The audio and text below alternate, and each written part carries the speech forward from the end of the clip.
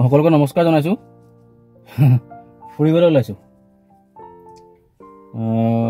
আপোনালোকে সকলোৱে জানেই এতিয়া অসমীয়া লেখাৰে ভাদ মাহ চলি আছে আৰু যেহেতু আমাৰ নৱবৈষ্ণৱ ধৰ্মত ভাদ মাহটোক যথেষ্ট গুৰুত্ব সহকাৰে লোৱা যায়। বিশেষকৈ আমি যোৰহাটৰ মানুহ হিচাপে, অৱশ্যে অসমৰ সকলোতে এইটো হয়, কিন্তু বিশেষকৈ যোৰহাটৰ মানুহ হিচাপে আমি কি হয়, ভাদ মাহৰ সময়খিনিত সময় উলিয়াই আমি আমাৰ অতি ওচৰতে থকা বৰনামঘৰ, ঢেকীয়াখোৱা, মইনাপুৰীয়া এই দুভাগ নামঘৰ, লগতে আমাৰ আউনীআটী সত্ৰৰ যিভাগ শাখা সত্ৰ আমাৰ টিয়ক কলীয়াপানীতে আছে, আমি সেই তিনিটা জেগালৈকে আজি যাম।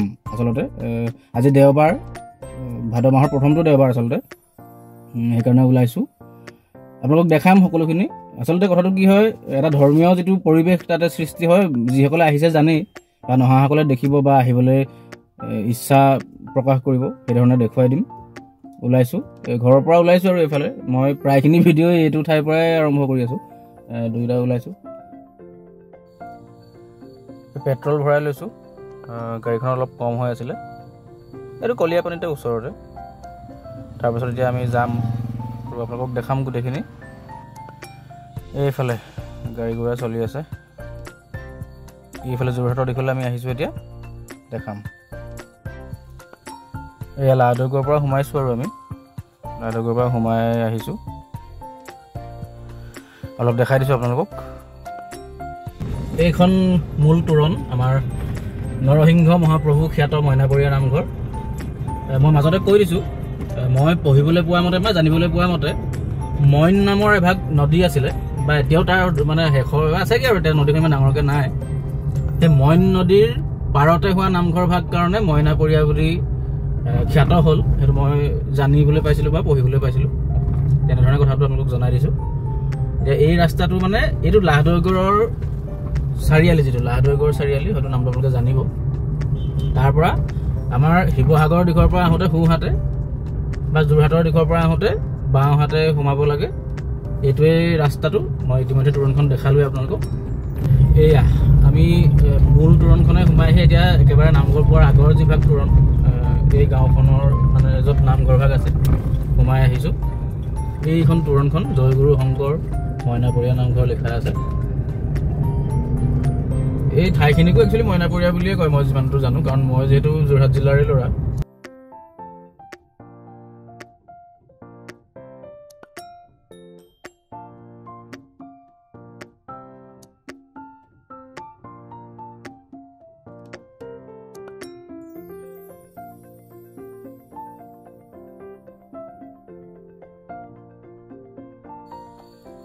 গাড়ী পাৰ্ক কৰি লৈছোঁ, তাৰপিছত চাকি বন্তি লৈ লৈছোঁ। ঈশ্বৰৰ নামত সেৱা ভাগ কৰিব লাগিব। এইফালে লৈ লৈছোঁ। এইখন গাড়ীখন ইয়াতে থলোঁ আৰু আপোনালোকক দেখাই দিছোঁ। তাৰপিছত এয়া আহি আমি ধৰি লওক পবিত্ৰ স্থানখিনিলৈ সোমাওঁতে অলপমান পানী লৈ লওঁ। আপুনি জানে, সকলোৱে কৰোঁ আমি। এয়া নামঘৰৰ মূল দুৱাৰ ভাগ, আমি সোমাই যাম এতিয়া। মানুহ বৰ বেছি অহা নাই, আমি সোনকালে পাইছোঁহি নহয়, এতিয়া 9:30মান বাজিছেহে।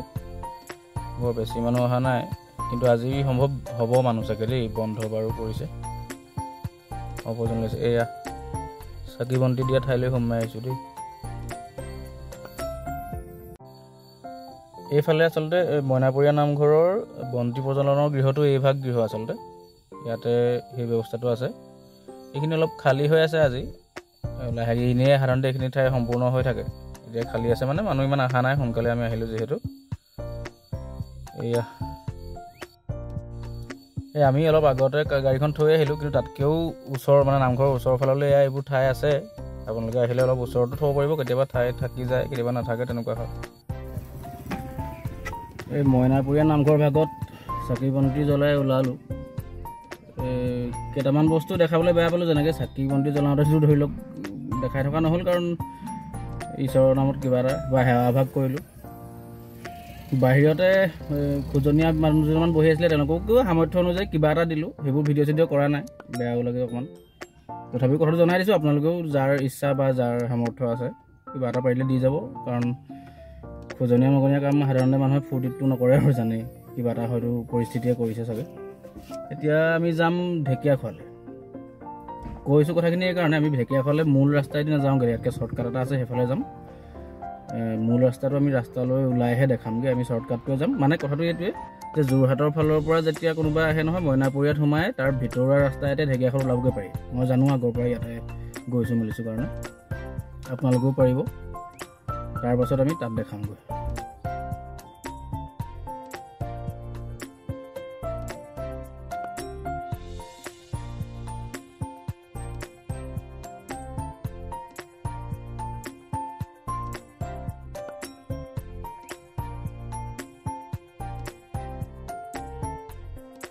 আমি মানে কি কৰিছোঁ, মইনাপুৰীয়া নামঘৰ ভাগৰ পৰা আহোঁতে ভিতৰৰ ৰাস্তা এটাই ঢেকীয়াখোৱাত ওলাবহি পাৰি। মই সেইটো কথা জানো, আগতেও আহিছোঁ বাৰু।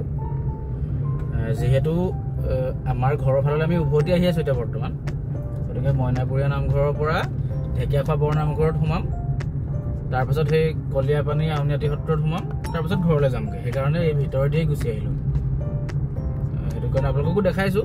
যদি মানে যোৰহাটৰ ফালৰ পৰা অহা মানুহ, মানে শিৱসাগৰ ফালৰ পৰা অহাখিনি নহয়, যোৰহাটৰ ফালৰ পৰা অহাখিনিয়ে যদি বোলে মইনাপুৰীয়াত প্ৰথমতে সোমাম তাৰপাছত ঢেকীয়াখোৱালৈ যাম বুলি ভাবে, তেতিয়া হাইৱেৰ ফালে নগৈও সেই মইনাপুৰীয়া নামঘৰ ভাগৰ ঠিক মুখৰ আগেদিয়ে আহি এই ৰাস্তাটোৱে ঢেকীয়াখোৱা ওলাবগৈ পাৰি। সেইকাৰণে অকণমান দেখাই দিছোঁ, কাৰোবাৰ হয়তো সহায় হ'ব পাৰে, চাই যাব ভিডিঅ'টো। এই নামঘৰৰ ভিতৰ ভাগত ভিডিঅ' কৰাটো অকণমান দিগদাৰী। মই নিয়ম ভংগ কৰি অকণমান বেয়া পাওঁ কাৰণে মই ইমান বেছি হেৰি নকৰিলোঁ। আচলতে কি হ'ল, অকণমান চেষ্টা কৰিছোঁ দেখাবলৈ, তথাপিও কিন্তু তাতে ভিডিঅ' কৰাটো মানা আছে বুলি লিখা দেখোঁ। সেইকাৰণে আগৰ পৰাই বৰ বিশেষ মই মানে কি হয়, আচলতে কথা এষাৰ ক'ব পৰাকৈ বাটটো নাৰাখোঁ আৰু মানুহে বেয়া পোৱা ধৰণৰ কাম। কাৰণ তাত লিখা আছে যেতিয়া কোনোবা এজন যদি কমিটি বা মানুহে আহি কৈ দিয়েহি যে কিয় ভিডিঅ' কৰিছে, তেতিয়া হয়তো কথাটো বেয়া লাগিব। সেইকাৰণে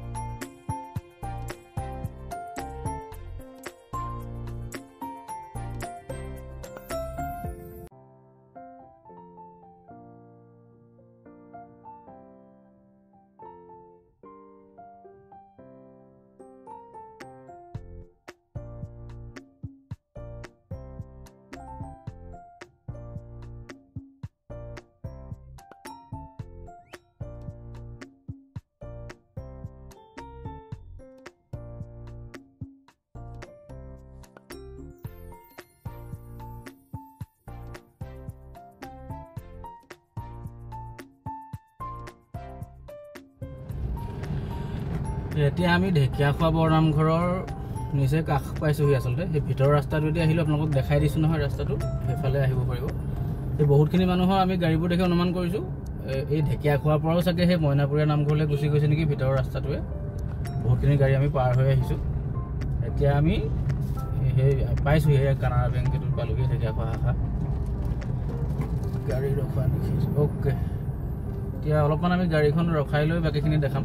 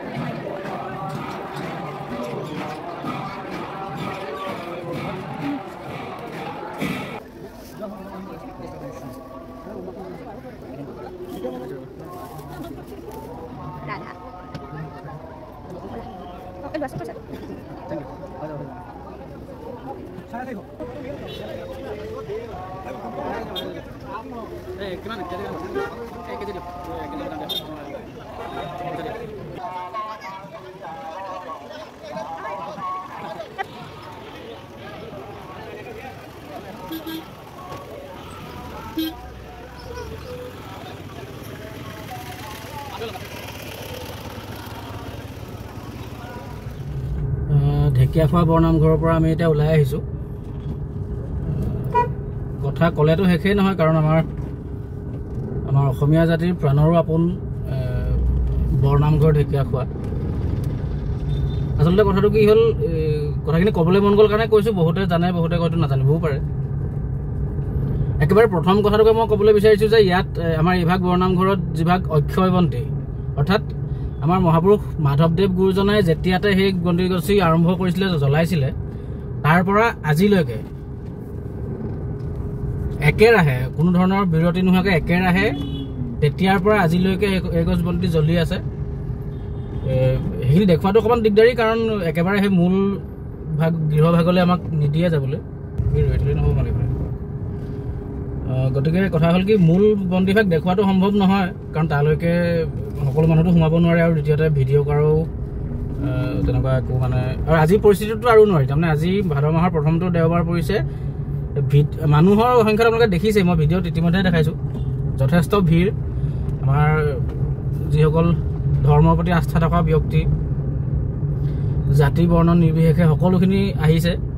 বহুতখিনি গাড়ী ঘোঁৰা দেখিছোঁ, আনকি অনুমান কৰিছোঁ, বস্তুটো অনুমানহে কৰিব পাৰি, আমি কাকো সোধাও নাই বাৰু, কিন্তু গাড়ীখিনিৰ ৰেজিষ্ট্ৰেশ্যনখিনি দেখিতো আমাৰ যোৰহাট জিলাৰ বাহিৰৰে বেছিভাগ দেখিছোঁ। অৰ্থাৎ মই এইটো ক'ব বিচাৰিছোঁ, এই ডাঙৰ ডাঙৰ বাছখিনি আপোনালোকক দেখাইছিলোঁ, সেইখিনি প্ৰায়খিনি ধৰি লওক লখিমপুৰ, ধেমাজি বা গোলাঘাট, সৰুপথাৰ এনেকুৱা দূৰৰ ঠাইখিনিৰ পৰা আহিছে। তাতে লিখাও আছে, কিছুমান গাড়ীত ৰিজাৰ্ভ বুলি লিখা আছে, ঠাইখিনিৰ নাম উল্লেখ কৰা আছে। গতিকে মই ক'ব বিচাৰিছোঁ যে আজি মানুহৰ সংখ্যাটো যথেষ্ট বেছি। আৰু দ্বিতীয়তে, এই চাকি বন্তি দিয়া ঠাইত মানে এনেকুৱা এটা কথা হৈ পৰিছে নহয়, মূল গৃহভাগ য'ত চাকি বন্তি দিয়াৰ ব্যৱস্থা আছে সেইখিনিততো জেগাই নাই। সেই বাহিৰৰ অংশখিনিতে আমি নিৰ্দিষ্ট নিয়মকণ কৰিলোঁ। আৰু ক'ব লগা কথাৰ ভিতৰত মই যিখিনি কৈ আছিলোঁ, গুৰুজনাই, মাধৱদেৱ গুৰুজনাই যিভাগ বন্তি তেতিয়াতে আৰম্ভ কৰি থৈ গ'ল, আজি পৰ্যন্ত একেভাগ বন্তিকে জ্বলি আছে, প্ৰজ্বলিত হৈ আছে। তাত নিৰ্দিষ্ট নীতি নিয়মৰ মাজেৰে মানে চাকিৰ শলিতা সলনি কৰা বা মিঠাতেল দিয়া, যিখিনি মানে সেইখিনি কাম তেওঁলোকে নিৰ্দিষ্ট ব্যক্তিসকলে কৰে, সেইখিনি সকলোৱেতো নকৰে। সেইটো মূল বিশেষত্ব ক'ব লাগিব, কাৰণ ইমান বছৰ ধৰি এগছি বন্তি আৰম্ভণি দিনৰ পৰা বৰ্তমানলৈকে জ্বলি আছে, আৰু আশা কৰোঁ অনাদিকাললৈ জ্বলি থাকিব সেই গছ বন্তি। সেইটো আমাৰ অতিকে এটা গৌৰৱৰো কথা গোটেই অসমবাসীৰ কাৰণেও। আনহাতে ঠাইখিনিৰ ক্ষেত্ৰত বা নামঘৰভাগীৰ ক্ষেত্ৰত ক'বলৈ মূল কথাটো হ'ল যে যিহেতু ধৰ্ম প্ৰচাৰৰ উদ্দেশ্যে মাধৱদেৱ গুৰুজনা বিভিন্ন ঠাই ভ্ৰমণ কৰি আছিলে, তাৰ মাজতে এইখিনি ঠাইতে তেওঁ এটা ৰাতি কটাবলৈ ৰৈছিলেহি। কথিত আছে যে এগৰাকী বয়সস্থ মানে বৃদ্ধাই তাৰমানে তেখেতক ঢেকীয়া শাকৰ সৈতে তাৰমানে ভাতমুঠি বা অন্নৰ যোগান ধৰিছিলে। যোগান ধৰাৰ পাছত তেখেতে এই ঠাইখিনিতে তাৰমানে য'ত বৰ্তমানৰ এই ইমান ডাঙৰ নামঘৰ ভাগ আছে, সেই ঠাইখিনিতে তাৰমানে ধৰি লওক নতুনকৈ বন্তি গছি জ্বলাই ইয়াতে পুৱা গধূলি ঈশ্বৰৰ চিন্তা কৰিবা বুলি উপদেশ দি তেওঁ গুচি গ'ল। তেতিয়াৰ পৰা এতিয়ালৈকে দুপে উন্নতি হৈ নামঘৰ ভাগ এতিয়া এনেকুৱা এটা অৱস্থাত আছেগৈ যে হয়তো একেবাৰে পৃথিৱীত মানে মানৱ জন্মৰ জীৱনটোত তাৰমানে এবাৰ নহয়, একেবাৰে কমকৈ এবাৰ হ'লেও এইভাগ নামঘৰ দৰ্শন কৰাটো মই অন্ততঃ দৰকাৰী বুলি ভাবোঁ। বিশেষকৈ আমি শংকৰদেৱ গুৰুজনা আৰু মাধৱদেৱ গুৰুজনাৰ আদৰ্শক হিৰোগত কৰি আমি যিহেতু সমাজ ব্যৱস্থাটো বৰ্তমান আমি আগুৱাই গৈ আছোঁ, গতিকে কেনেবাকৈ হ'লেও জীৱনটোত একেবাৰে কমকৈ এবাৰটো কমচে কম আহিব সকলো লাগেই বুলি মই ক'ব বিচাৰিম। সেইটো প্ৰথম কথা। আৰু এটা মোৰ ক'বলগীয়া কথা আছে, এই ভিডিঅ'টোত মই দেখাইছোঁ দেখাইছোঁ তাতে সেই আৰম্ভণিৰ সময়ছোৱাতে মহাপুৰুষ মাধৱ গুৰুজনাই ৰোপণ কৰি থৈ যোৱা এজোপা গছ, যিজোপা এতিয়াও খুব ধুনীয়াকৈ আছে। এনেইতো সাধাৰণতে বহুত কিছুমান গছ বেয়া হৈ যায় বা মৰহি যায়, মৰি যোৱাৰ নিচিনা হয়, কিন্তু এইজোপা গছ এতিয়াও আছে। লগতে তেখেতে ভৰি ধোৱা এটা মুহা মানে আচলতে এইটো সম্ভৱ গছৰ মুহাই হ'ব। এতিয়া তাত সংৰক্ষণৰ ব্যৱস্থা কৰি চিচাৰ এটা বেৰাৰে সংৰক্ষণ কৰি ৰখাৰ ব্যৱস্থা কৰিছে। তাতে আমি ভিডিঅ'টোত দেখাইছোঁ, সেইখিনি খুব চাবলগীয়া। বাকী ৰাইজৰ অৰিহণাৰে হওক বা চৰকাৰী অনুদানেৰে হওক বা বিভিন্ন সময়ত বিভিন্নজন ব্যক্তিয়ে আগবঢ়োৱা সহায় সহযোগিতাখিনিৰ ফলত আজি এইভাগ নামঘৰ বা ইতিমধ্যে দেখাই অহা মইনাপুৰীয়া নামঘৰ ভাগো যথেষ্ট এটা ভাল অৱস্থালৈ আহি পৰিছে। ভৱিষ্যতে ইয়াতকৈও ভাল হ'ব আশা কৰিছোঁ। আজি যথেষ্ট ভিৰ ভক্তৰ। আনকি আমি প্ৰসাদ ল'বলৈ সাধাৰণতে আমাৰ এটা অভিজ্ঞতা আছে বা আমাৰ এটা অভ্যাস আছে। আমি মানে কি হয়, মইনাপুৰীয়া ঢেকীয়াখোৱা নামঘৰলৈ আহিলে আমি কি কৰোঁ, প্ৰসাদ নিনিয়াকৈ প্ৰায় নাযাওঁ। কিন্তু আজি দেখিলোঁ যে বহুত বেছি ৰাইজৰ ভিৰ, বহুত বেছি সময় লাগি যাব পাৰে, আৰু আমি যিহেতু মাজে সময়ে আহি থাকিবলৈ সুযোগ পাওঁ, গতিকে দূৰণিবতীয়া ৰাইজক অশান্তি নকৰোঁ বা এনেকুৱা ধৰণৰ মনোভাৱেৰে আমি নৰলোঁ তাতে। এতিয়া আহি আছোঁ, লাহে লাহে কথাখিনিও কৈ আছোঁ, আহিও আছোঁ। ইয়াৰ পাছত আমি শ্ৰী শ্ৰী আউনীআটী সত্ৰৰ যিভাগ শাখা সত্ৰ আমাৰ তিয়ক কলীয়াপানীত আছে, মানে মাজুলীত থকা ভাগৰ বাহিৰে, হয়তো জানেও বহুতে এইবোৰ গাড়ী আহি আছে। এইখন তিনিচুকীয়া ষ্টেচন দেখিছোঁ, ৰাইজ আহিয়ে আছে। এতিয়া আমি ভিডিঅ'টো কৰিছোঁ, 11টা বাজি গৈছে মাত্ৰ, গোটেই দিনটোৱে আছে। গতিকে সেই এতিয়া মই কৈ আছিলোঁ কি যে সেই সত্ৰ ভাগলৈ আমি যে আহি আছোঁ, তাতো বিভিন্ন কথা আছে। মই অলপ মোৰ মনত থকালৈকে কৈছোঁ, সন্ত সমাৰোহ হিচাপে এটা অনুষ্ঠান কৰিছিলে যেতিয়া এইভাগ সত্ৰ তাৰমানে নতুনকৈ প্ৰতিষ্ঠা কৰাৰ পাছত আৰম্ভ হৈছিলে। খুব বেছি মানুহ দুনুহ হৈছিলে, মানে খুব জনসমাগম হৈছিলে। এইটো মোৰ জীৱনৰ তাৰমানে হয়তো প্ৰথমটো অভিজ্ঞতা আছিলে চাগে ইমান ডাঙৰ জনসমাগমৰ। মোৰ মনত পৰিছে কথাখিনি। এতিয়া ভালেমান বছৰ হ'ল, মই চনটো অকণমান পাহৰিছোঁ, কিন্তু 15 বছৰ ওপৰত মই চনটো ইয়াত উল্লেখ কৰিম বাৰু। গতিকে আহি আছোঁ, দেখাম আপোনালোকক। আমি উভতি আহি অথনি যিহেতু বেলেগ এটা ৰাস্তাই আপোনালোকক আনিলোঁ বা দেখাই আহিলোঁ, এতিয়া আমি মূল যিভাগ মানে ৰাষ্ট্ৰীয় ঘাইপথৰ কাষত থকা তোৰণৰ ফালে ওলাই আহিছোঁ। ওলাই আহি এতিয়া এইফালে আমি যাম।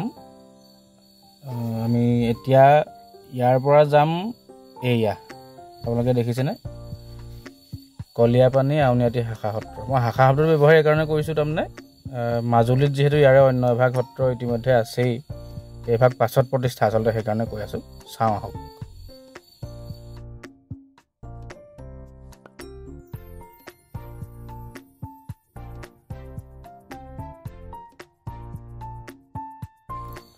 এইটো চাওকচোন আপোনালোকে, এটা অনুষ্ঠান, আমাৰ খুব মৰমৰ অনুষ্ঠান, কৃষি বিজ্ঞান কেন্দ্ৰ, অসম কৃষি বিশ্ববিদ্যালয়ৰ এটা ভাগ বুলি ক'ব লাগিব। ইয়াতে কলীয়াপানী সত্ৰলৈ আহোঁতে ৰাস্তাতে পায়, ওচৰতে এয়া কৃষি বিজ্ঞান কেন্দ্ৰ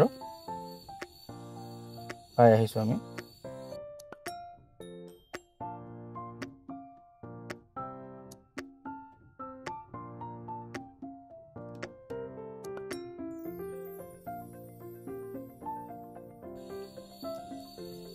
আমি আউনীআটী সত্ৰৰ তোৰণ পাইছোঁহি। এয়া শ্ৰী শ্ৰী আউনীআটী সত্ৰ, কলীয়াপানী তিয়ক।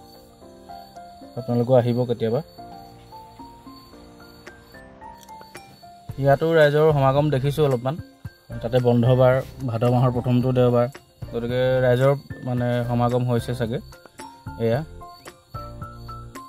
ইয়াতে ৰ'বচোন, মই দেখিছোঁ মানে মানুহকেইগৰাকী মানে গাড়ী এখন ঠেলি আছে।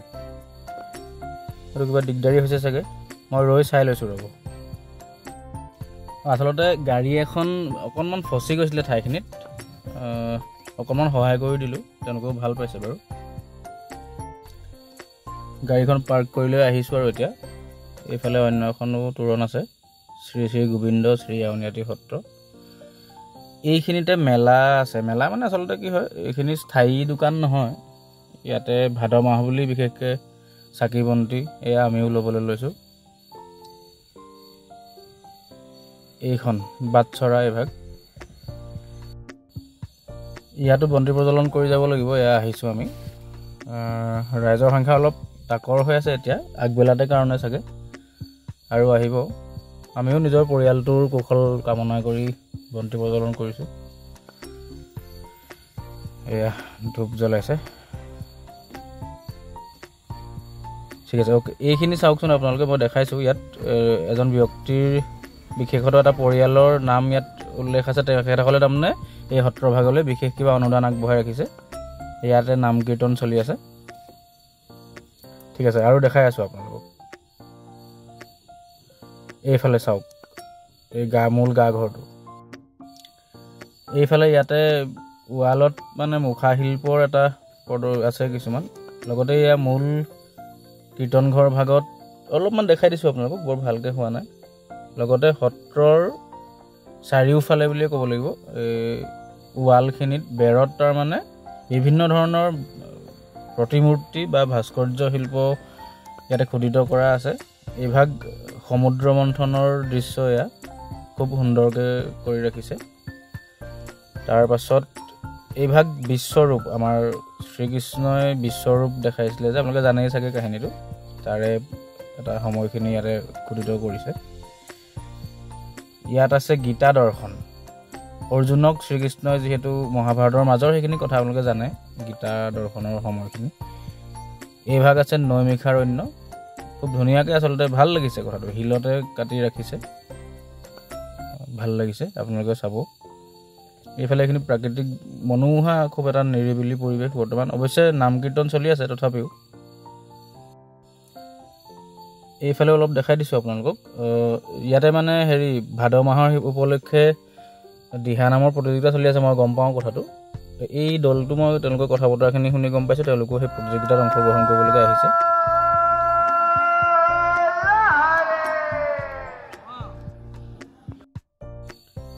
এইটো আউনীআটী সত্ৰৰ ঠিক ওচৰতে থকা এটা পুখুৰী। খুব ধুনীয়া লাগিছে পৰিৱেশটো, ঠাণ্ডা পৰিৱেশ। ইয়াতে মাছ অলপ আছে, মই দেখাম ৰ'ব আপোনালোকক। ওচৰলৈ আহিছোঁ। এয়া দেখাই, এইখিনি চাওক, খুব ধুনীয়াকৈ মানুহে খাদ্যও কিছুমানে দিয়ে। এইবাৰ উভতনি যাত্ৰা দেই, দিনটো ফুৰিলোঁ, ঠাইখিনি আপোনালোকক দেখাবলৈ চেষ্টা কৰিলোঁ।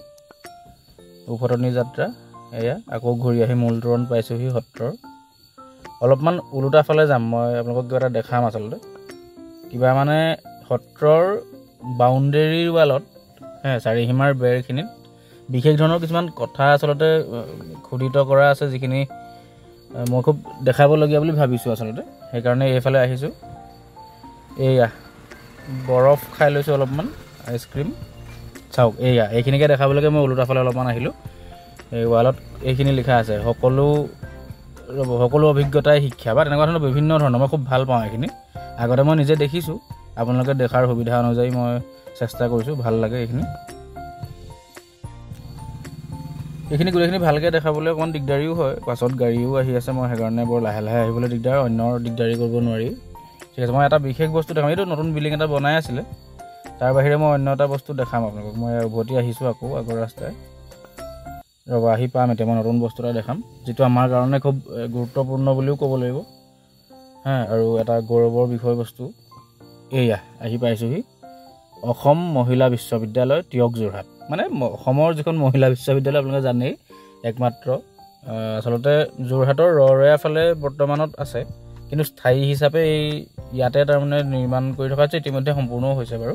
সেইকাৰণে মই দেখালোঁ আপোনালোকক, আমাৰ এটা গৌৰৱৰ বিষয়বস্তু। এয়া আমাৰ উভতনি যাত্ৰা। আমি এতিয়া মানে সত্ৰৰ ফালৰ পৰা হাইৱে ফাললৈ আহি আছোঁ।